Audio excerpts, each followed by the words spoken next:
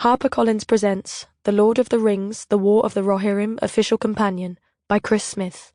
Read by Gaia Wise. Forward by Brian Cox. Read by Cameron Stewart.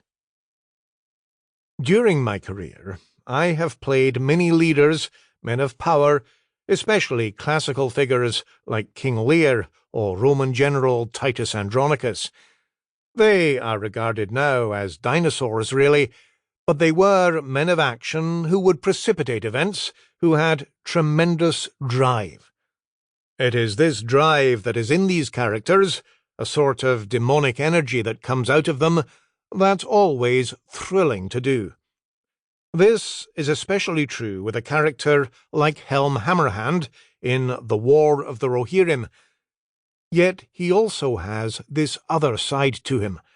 Though he is, of course, the ruler of a kingdom, and a ruler first and foremost, he is also a loving father. And that's what was really interesting to me about him as a character.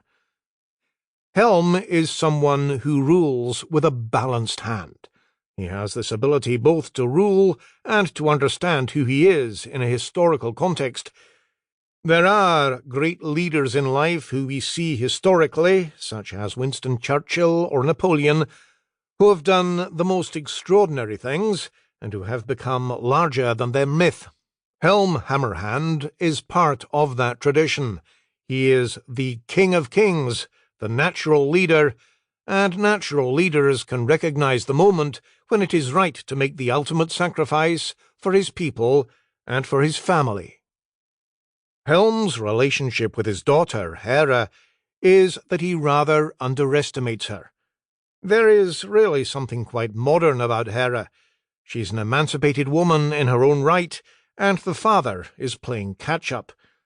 As our story begins, he still hasn't quite caught up to her, but as things progress, he comes to realize that she is extraordinary, and that she has probably more strength in her than even her brothers.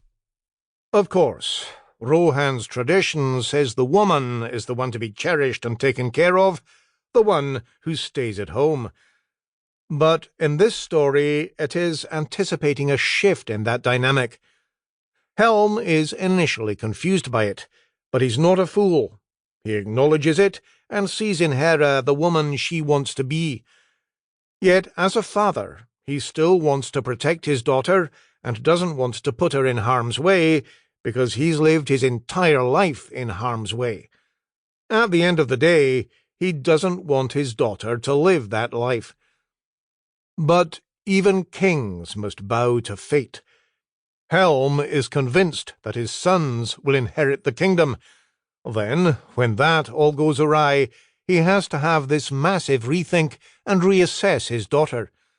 So it is a voyage of discovery as well for old Helm.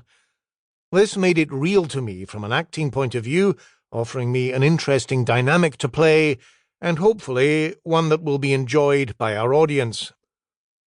My first love in any of the dramatic arts was the radio, where, just as in this anime film, the performance is all in the voice. In the UK, we have a very strong tradition of radio, and I did a radio series there for 12 years. I love it because you can be anything without the need of costume or makeup.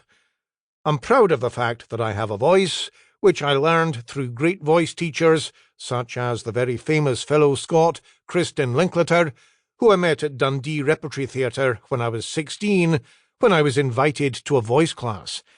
I had no idea what a voice class was, but that one session changed my life, and then, of course, I worked with the Royal Shakespeare Company and the great Cis Berry, another extraordinary teacher. This use of the voice, being able to vary tone and modulation to drive the performance, is what has always sustained me as an actor, from the early days up until playing Logan Roy in Succession. For me, it all begins there, and I am delighted to have been able to bring this to playing Helm Hammerhand in The War of the Rohirrim. I hope... Sample complete. Ready to continue?